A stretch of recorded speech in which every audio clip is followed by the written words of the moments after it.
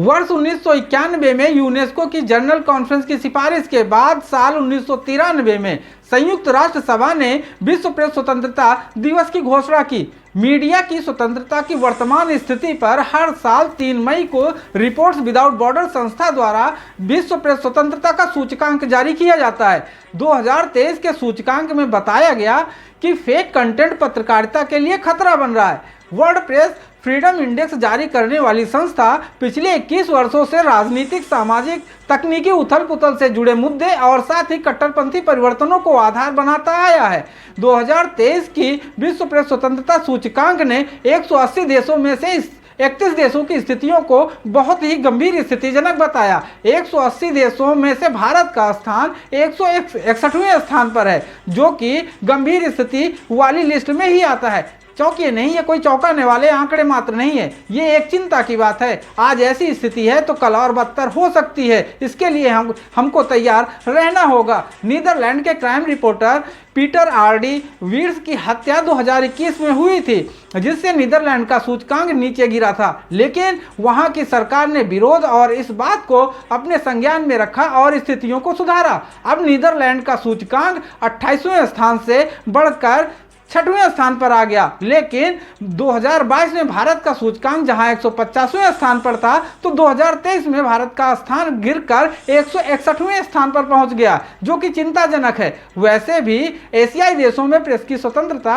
अपनी अंतिम सांसें ले रही है। 178वें स्थान पर वियतनाम, 179वें पर चीन और 180वें स्थान पर उत्तर कोरिया है।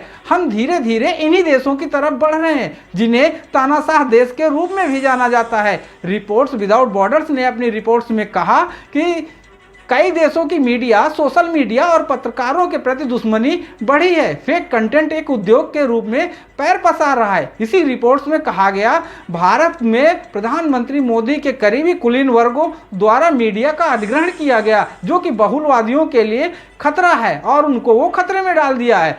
संस्था के महासचिव क्रिस्टेफ डेलार ने जिक्र किया है, फेक कंटेंट का एनवायरनमेंट प्रेस की स्वतंत्रता को पूरी तरह से प्रभावित कर रहा है। इंडेक्स के सवालों पर अमूमन गंभीर स्थिति वाले देशों के उत्तरदाताओं ने बताया, उनके देशों में राजनीतिक अभिनेता, जिनको हम नेता कहते हैं, अक्सर या बड़े पैमाने पर ये दुष्प्रचार या प्रचार के अभियानों में शामिल होते हैं, जिससे सच और झूठ, असली और नकली यानी बनावटी और वास्तविक तथ्यों के बीच में अंतर कर पाना मुश्किल यानी धुंधला होता जा रहा है। प्रेस की स्वतंत्रता ही एकमात्र जनता के सूचना का आधार है, जिसे अब खतरे में डाला जा रहा है। सामग्री के साथ छेड़छाड़ करने की अभूतपूर्व क्षमता का उपयोग उन लोगों को कमजोर करने के लिए किया जा रहा है जो गुणवत्तापूर्ण पत्रकारिता या ईमानदारी की पत्रकारिता करते हैं। गोदी मीडिया जैसे वो काम नहीं करते। आर्टिफिशियल इंटेलिजेंस का उल्लेखनीय विकास मीडिया जगत पर और कहर बरपा रहा है। संस्था ने ट्विटर के मालिक एलन मस्क के ब्लू टिक भुगतान पर भी सवाल खड़े किए